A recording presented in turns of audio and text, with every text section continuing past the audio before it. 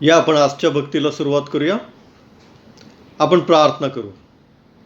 हे सर्वसमर्थ थोर आणि पवित्र परमेश्वरा, आजची सर्व भक्ती, आराधना, प्रार्थना, गीत गायन, संदेश देवबाप्पा आम्ही तुझ्या हाती सोपवतो.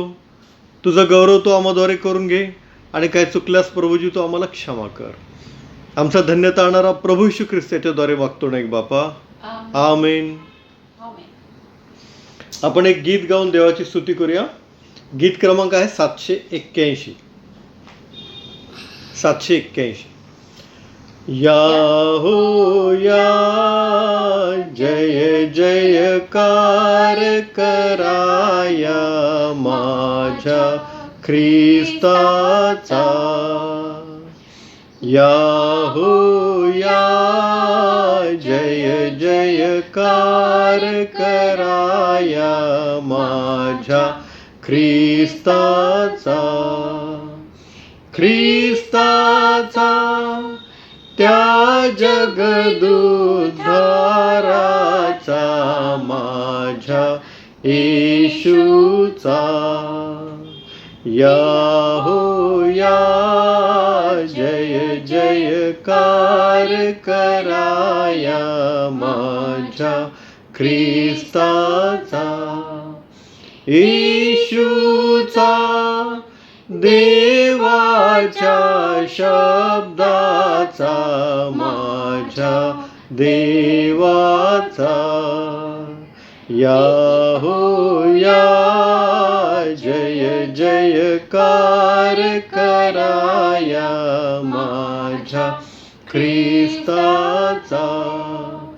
देवाचा राजांच्या राजाचा, माझ्या बापाचा. या हो या, जय जयकार कराया माझ्या ख्रिस्ताचा. प्रभू तुम्हा असो आणि तुझ्या आत्म्यासह असो. संत योहानाने लिहिलेल्या शुभवर्तमानामध्ये 3ऱ्या अध्याय शुभवर्तमान लिहिले आहे. त्याच्या 15व्या ओळीपासून पवित्र शुभवर्तमानास प्रारंभ होतो. ईश्वराला गौरव असो. यासाठी की जो कोणी विश्वास ठेवतो त्याला त्याच्या ठाई सार्वकालिक जीवन प्राप्त व्हावे. देवाने जगावर एवढी प्रीती केली की त्याने आपला एकुलता एक पुत्र दिला, अशासाठी की जो कोणी त्यावर विश्वास ठेवतो त्याचा नाश होऊ नये, तर त्याला सार्वकालिक जीवन प्राप्त व्हावे. देवाने आपल्या पुत्राला जगाचा न्याय निवाडा करण्यासाठी नव्हे, तर त्याच्याद्वारे जगाचे तारण व्हावे म्हणून पाठवले. जो त्याच्यावर विश्वास ठेवतो त्याच्यावर न्याय निवाड्याचा प्रसंग येत नाही. जो विश्वास ठेवत नाही त्याचा न्याय निवाडा होऊन चुकला आहे, कारण त्याने देवाच्या एकुलत्या एक पुत्राच्या नावावर विश्वास ठेवला नाही. निवाडा हाच आहे की जगात प्रकाश आला आहे आणि मनुष्यांनी प्रकाशापेक्षा अंधाराची आवड धरली, कारण त्यांची कृत्ये दुष्ट होती. कारण जो कोणी वाईट कृत्य करतो तो प्रकाशाचा द्वेष करतो आणि आपली कृत्ये उघडकीस येऊ नयेत म्हणून प्रकाशाकडे येत नाही. परंतु जो सत्य आचरतो तो प्रकाशाकडे येतो, यासाठी की आपली कृत्ये देवाच्या ठाई केलेली आहेत हे उघड व्हावे. हे प्रभू येशू ख्रिस्ताचे शुभवर्तमान आहे. हे ख्रिस्ता तुझी स्तुती असो. आपण प्रार्थना करू. सर्वसमर्थ थोर आणि परमेश्वरा देवबाप्पा, तुझ्या वचनाची भाकर मोडत असताना तू आम्हाबरोबर राहा. तुझं गौरव तू आम्हाद्वारे करून घे. आम्ही तुला हाक मारतो देवबाप्पा, ती तू ऐक आणि तुझं वचन तू आम्हाला समजावून सांग. आमचं अंतःकरण उघड आणि देवबाप्पा तुझं वचन आमच्या अंतःकरणात येऊ दे आणि देवबाप्पा रुजू दे आणि ते फळ देऊ दे. आमचा धन्यता आणणारा प्रभू येशू ख्रिस्त याच्याद्वारे मागतो नाही बापा. आमेन. आजच्या मननासाठी आपण जो शास्त्रपाठ घेतलेला आहे, योहानकृत शुभवर्तमान 3रा अध्याय 15 पुढे, यातलं जे योहान 3:16 आहे. देवाने जगावर एवढी प्रीती केली की त्याने आपला एकुलता एक पुत्र दिला, यासाठी की जो कोणी त्यावर विश्वास ठेवतो त्याचा नाश होऊ नये, तर त्यास सार्वकालिक जीवन प्राप्त व्हावे. विश्वास या विषयावर आपण चिंतन आणि मनन करत आहोत. आणि विश्वास या विषयावर चिंतन आणि मनन करत असताना पवित्र आत्म्याची फळं गलतीकारास पत्र 5वा अध्याय आणि 22-23 या वचनामध्ये जी दिलेली आहेत ती ही आहेत. पवित्र आत्म्याने निष्पन्न होणारी फळे: प्रीती, आनंद, शांती, सहनशीलता, ममता, चांगुलपणा, सौम्यता, विश्वास आणि इंद्रिय दमन. तर पवित्र आत्म्याचं 8वं फळ विश्वास हे आहे आणि या 8व्या फळावर आज आपण चिंतन आणि मनन करणार आहोत. देवाची स्तुती असो. रोमकरास पत्र 4था अध्याय आणि 3ऱ्या वचनामध्ये असं दिलेलं आहे. रोम 4:3. अब्राहमाने देवावर विश्वास ठेवला आणि ते त्याला नीतिमत्व असे गणण्यात आले. अब्राहमाने देवावर विश्वास ठेवला आणि ते त्याला नीतिमत्व असे गणण्यात आले.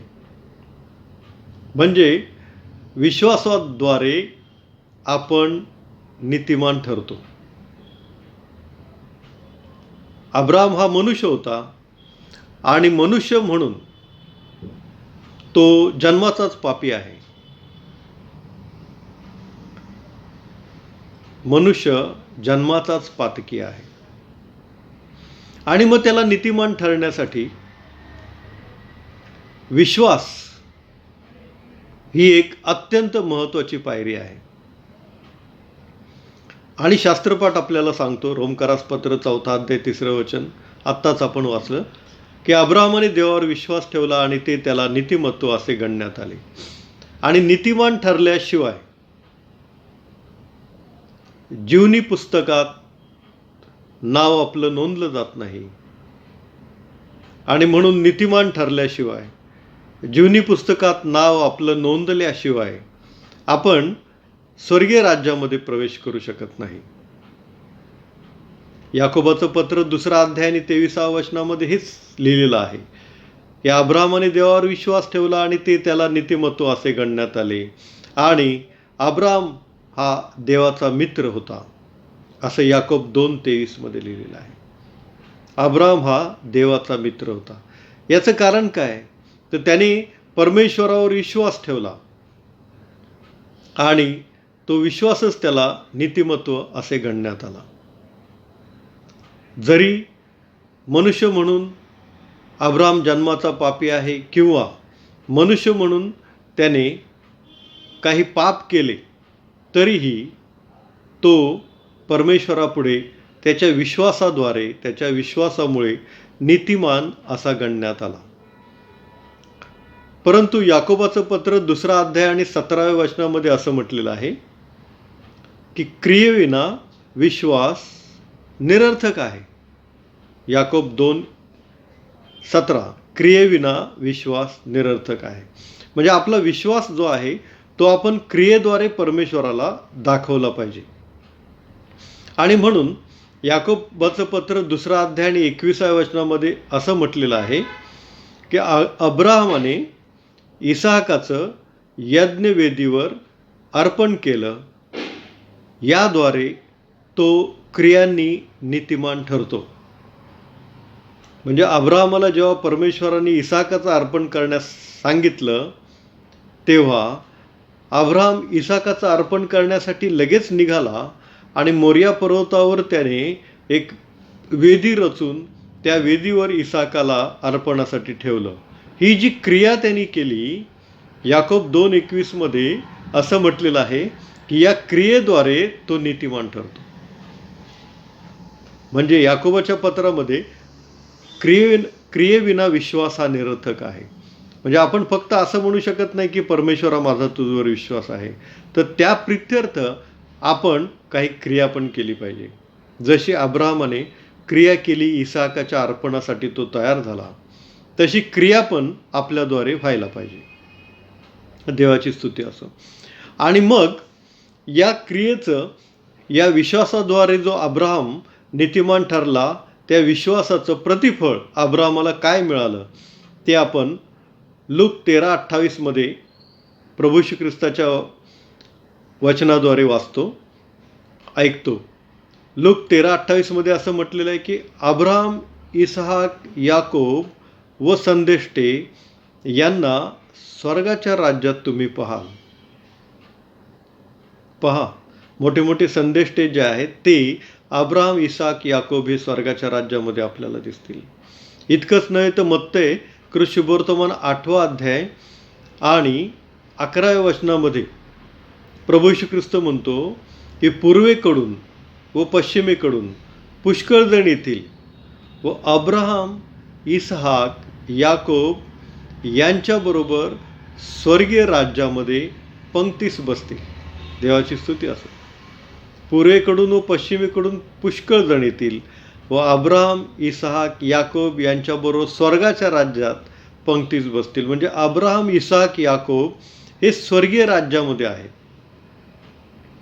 आणि अब्राहमाचा विश्वास असल्यामुळं तो नीतिमान ठरला आणि त्या विश्वासाद्वारे तो स्वर्गीय राज्यामध्ये गेला. स्वर्गीय राज्यामध्ये अब्राहमाला अतिशय मानाचं स्थान दिलेलं आहे. हे आपल्याला लुकृत शुभवर्तमान 16वा अध्याय आणि 22व्या वचनामध्ये पाहायला मिळतं की दरिद्री लाजार मेला व देवदूतांनी त्याला अब्राहमाच्या उराशी नेऊन ठेवले. देवाची स्तुती असो. दरिद्री लाजार मेला व देवदूतांनी त्याला अब्राहमाच्या उराशी नेऊन ठेवले. म्हणजे स्वर्गाच्या राज्यामध्ये अब्राहमाला अतिशय मानाचं स्थान दिलेलं आहे. याचं कारण फक्त त्याचा विश्वास. आणि आपण पाहिलं रोम 4:3 मध्ये अब्राहमाने देवावर विश्वास ठेवला आणि ते त्याचं नीतिमत्व असं गणण्यात आलं.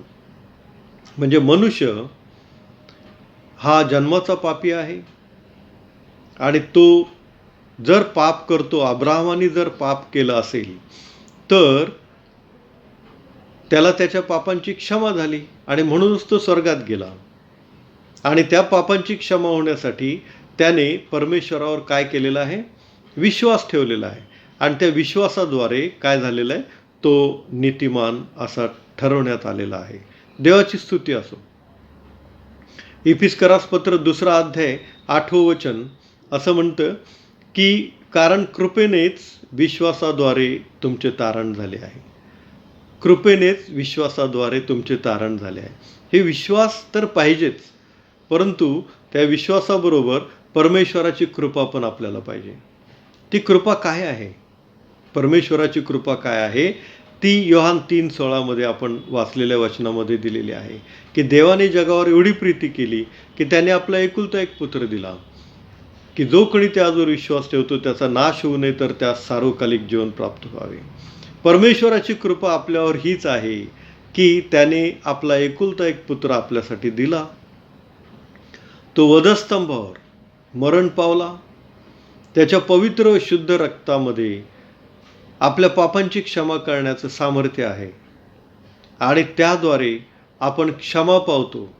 आपली पापं रक्तासारखी लाल जरी असली तरी लोकरीसारखी शुभ्र होतात. योहानाचं पहिलं पत्र 1 अध्याय 7व्या वचनामध्ये दिलेलं आहे की प्रभू येशू ख्रिस्ताचं रक्त आपणाला सर्व पापांपासून शुद्ध करते.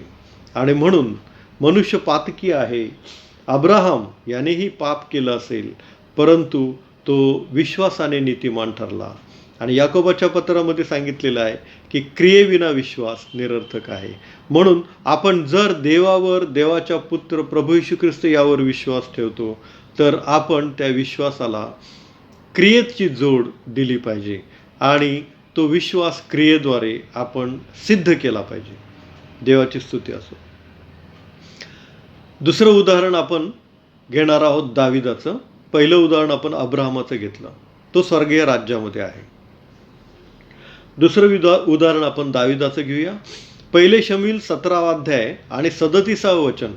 1 शमूएल 17:37 मध्ये दावीद म्हणतो की ज्या परमेश्वराने मला सिंह व अस्वल यांच्या पंजातून सोडविले तोच परमेश्वर मला या गल्ल्यात पलिष्ट्यापासूनही सोडविल. शाऊल राजाकडे जेव्हा दावीद जातो आणि शाऊल राजा दाविदाला म्हणतो की तू केवळ कोवळा सुकुमार आहेस, तू लहान मुलगा आहेस, तू 15-16 वर्षाचा हा मुलगा आहेस, तरुण आहेस, कोवळा सुकुमार आहेस आणि तो गल्ल्यात जो आहे तो कसलेला योद्धा आहे आणि त्याच्याबरोबर युद्ध करणं तुला जमणार नाही. तेव्हा दावीद शाऊल राजाला म्हणतो की ज्या परमेश्वराने मला सिंह आणि अस्वल यांच्या पंजातून सोडवले तोच परमेश्वर मला या बलिष्ठापासून पण सोडविल. किती मोठा विश्वास, किती मोठा विश्वास या दाविदाचा परमेश्वरावर आहे. आणि गल्ल्यात बरोबर तो दावीद केवळ कोवळा सुकुमार असताना युद्ध करायला तयार झाला.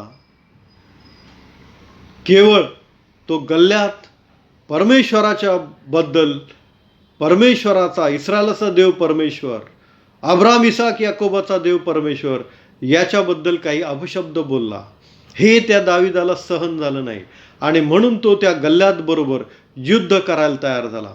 जे काय होईल ते परमेश्वर बघून घेईल, परंतु हा बेसुन्नती माझ्या परमेश्वराला बोलतो, हा आवेश दाविदामध्ये होता, ते त्याला सहन झालं नाही. आणि तो अगदी तरुण वयाचा असताना, कोवळा सुकुमार असताना या कसलेला योद्धा गल्ल्यात, जो त्याच्यापेक्षा कितीतरी उंच, कितीतरी बलिष्ठ आणि कितीतरी सैन्याला मारेल असं ताकद असलेला तो गल्ल्यात बलिष्ठ होता. तरीही हा कोवळा सुकुमार दावीद केवळ परमेश्वराबद्दल आवेशी होऊन त्या गल्ल्याताबरोबर युद्धाला जायला तयार होतो. त्याला ते युद्धाची चिलखत घालतात, त्याला जिरेटोप घालतात, त्याच्या हातात तलवार देतात, परंतु दावीद केवळ कोवळा सुकुमार होता, त्याला ते सगळं काही झेपवत नाही आणि तो ते सगळं काढून ठेवतो. आणि अझेका पर्वतावर तो केवळ त्याची गोफण आणि 5 दगडाचे गोटे घेऊन जातो. तो गल्ल्यात त्याला म्हणतो, तू मला काय कुत्रा समजलास काय? तू माझ्याबरोबर लढायला आलास केवळ एक काठी घेऊन. तेव्हा दावीद म्हणतो, परमेश्वर तुला माझ्या हाती देईल, आज मी तुला ठार मारीन आणि तुझं मांस आकाशातल्या पाखरांना खायला घालीन. असं म्हणून दावीद त्याच्या गोफणीतून एक दगड भिरकावून गल्ल्यातकडे मारतो आणि गल्ल्याताचा कपाळमोक्ष होतो. एकाच फटक्यात तो गल्ल्यातसारखा प्रचंड महाकाय बलिष्ठ जमिनीवर आडवा पडतो. पळत जाऊन दावीद त्याच्याच म्यानातली तलवार काढून त्याचंच शिर धडा वेगळं करतो आणि परमेश्वर दावीदाला गल्ल्यात बरोबरच्या या युद्धात यश देतो. देवाची स्तुती असो, देवाची स्तुती असो. त्याने या विश्वासाबरोबर कृती पण केली आणि म्हणून त्याचा हा विश्वास पण अभिवचनाप्रमाणे त्याचं नीतिमत्व असं गणण्यात आला. आणि दावीद नंतर मग पृथ्वीवर तर स्वर्गीय वैभव त्यांनी उपभोगलं, आनंद घेतला. पृथ्वीवर तो थोर राजा झाला, इस्रायलचा थोर राजा झाला. इतकंच नव्हे तर मृत्यूनंतर सुद्धा तो स्वर्गामध्ये आहे. देवाची स्तुती असो.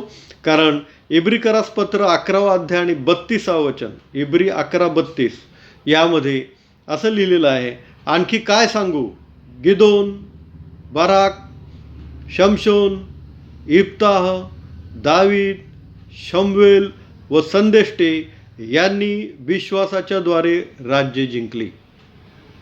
पहा, इथं संदेष्ट्यांबरोबर दावीद राजाचं पण नाव आलेलं आहे. इब्री 11:32 मध्ये राज्य जिंकली म्हणजे स्वर्गीय राज्य जिंकलं आणि स्वर्गीय राज्यामध्ये हा दावीद पण आज आहे असं इब्री 11:32 मध्ये म्हटलेलं आहे. याचं कारण म्हणजे दावीदाचा विश्वास, त्या विश्वासाला त्याने दिलेली कृतीची जोड आणि या विश्वासाद्वारे तो नीतिमान ठरला. आणि देवाच्या कृपेने जसा अब्राहम विश्वासाद्वारे नीतिमान ठरला आणि स्वर्गीय राज्यात गेला, तसा दावीद राजाही विश्वासाद्वारे नीतिमान ठरला आणि स्वर्गीय राज्यामध्ये गेला. तिसरं उदाहरण आपण घेणार आहोत शमशोनाचं. शमशोन हा इस्रायलाचा शास्ता होता. त्याने 20 वर्ष इस्रायलावर शास्तेपण केलं, इस्रायलचा न्यायनिवाडा केला. परंतु आपल्याला माहिती आहे की त्याच्याकडून पाप घडलं की त्याने दलीला या त्याच्या स्त्रीला त्याने त्याचं जे रहस्य आहे ते सांगितलं की तो देवाचा नाझीर आहे आणि त्याच्या केसांमध्ये त्याची शक्ती आहे. हे जे रहस्य होतं ते शमशोनाने दलीलाला सांगितलं. आणि दलीला ही पलिष्ठी असल्यामुळं तिने काय केलं की पलिष्ठी लोकांना बोलवलं, त्याचे केस कापले, पलिष्ठी लोकांना बोलवलं आणि मग त्याच्यामधली शक्ती संपली आहे असं त्याला आढळून आलं. आणि मग तो पहिल्याच्या शक्तीसारखा, जसा त्याने केवळ एक गाढवाचं जाबड हातात घेऊन 1000 बलिष्ठांना मारलं होतं, 300 कोल्हे पकडले होते, त्यांच्या शेपटी बांधल्या आणि त्याच्यामध्ये मशाली लावून बलिष्ठांचं शेताचं पिकाचं फार मोठं नुकसान केलं होतं, पुष्कळ बलिष्ठी त्याने मारले, तशी शक्ती आता त्याच्यामध्ये उरली नव्हती. आणि त्याला पकडलं बलिष्ठांनी, त्याचे हालहाल केले, त्याचे डोळे फोडले आणि त्याला बांधून ठेवलं, त्याला चक्कीवर पिसायला लावलं. आणि मग शेवटी अत्यंत त्याचा तमाशा बघण्यासाठी एका मंदिरामध्ये, दागोनाच्या मंदिरामध्ये ते सर्व बलिष्ठी लोक जमले, पुष्कळ हजारो बलिष्ठ लोक जमले, जवळजवळ 3000पेक्षा अधिक बलिष्ठी तिथं जमले. तिथं आंधळा झालेला, डोळे फोडलेला असा शमशोन तिथे साखळदंडांनी बांधला आणि बलिष्ठी त्याचा तमाशा बघत होते. तेव्हा शमशोनाने एक शेवटची प्रार्थना केली. ती प्रार्थना 16 अध्याय आणि 28 वचनामध्ये आहे. हे प्रभू परमेश्वरा, माझ्यावर कृपा कर, फक्त यावेळेस मला बळ दे. पहा किती सुंदर प्रार्थना केली. हे प्रभू परमेश्वरा, माझ्यावर कृपा कर आणि फक्त यावेळेस मला बळ दे. म्हणजे ही मंदिर मी पाडीन आणि या सर्व बलिष्ठांना मी मारून टाकेन. आणि परमेश्वराने त्याची ती प्रार्थना ऐकली. शमशोनाला त्याही परिस्थितीमध्ये परमेश्वराने बळ दिलं. त्यांनी निर्धार करून ताकदीने ज्या 2 खांबांमध्ये त्याला बांधलं होतं ते खांब ताकदीने ओढले. ज्या 2 खांबांवर ते मंदिर दागोनाचं बांधलेलं होतं ते मंदिराचे ते 2 खांब त्यांनी अतिशय प्रचंड ताकदीने ओढले. ते खांब पडले, ते दागोनाचं अख्खं मंदिर पडलं आणि 3000पेक्षा अधिक बलिष्ठी त्या पडलेल्या मंदिरामध्ये मरण पावले. आणि त्याबरोबर शमशोन पण मरण पावला. त्याच्या हयातीत त्यांनी मारले नव्हते इतके बलिष्ठी त्याने मरताना मारले. आणि त्या शमशोनाचं त्याच्या आयुष्यामध्ये जीवन जगत असताना काही पाप झालं असेल, तो जन्माचा पापी आपण सर्व आहोत, पाप झालं असेल, परंतु त्याने जो विश्वास परमेश्वरावर ठेवला त्या विश्वासाच्या द्वारे तो स्वर्गीय राज्यामध्ये आहे, असं आपल्याला इब्री 11:32 पाहायला मिळतं. आणखी काय सांगू, गिदोन, बाराक, शमशोन, इप्ता, दावीद, शमूएल व संदेष्टी यांनी विश्वासाच्या द्वारे राज्ये जिंकली. म्हणजे शमशोन हा सुद्धा अतिशय स्वर्गीय राज्यामध्ये संदेष्ट्यांच्या बरोबर आहे, असं आपल्याला इब्री 11:32 यामध्ये पाहायला मिळतं. याचं कारण विश्वास ही स्वर्गीय राज्यामध्ये जाण्यासाठी एक महत्त्वाची स्टेप, महत्त्वाची पायरी आहे.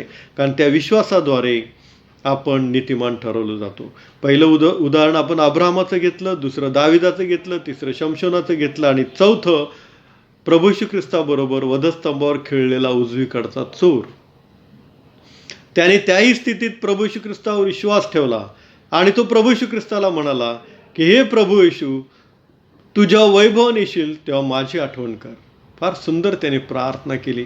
प्रभू येशू ख्रिस्तावर विश्वास ठेवला की हा देवाचा पुत्र आहे, हा परमेश्वर आहे आणि हा पुन्हा येणार आहे, हा मृत्युंजय होणार आहे, हा पुनरुत्थित होणार, हा पुन्हा येणार.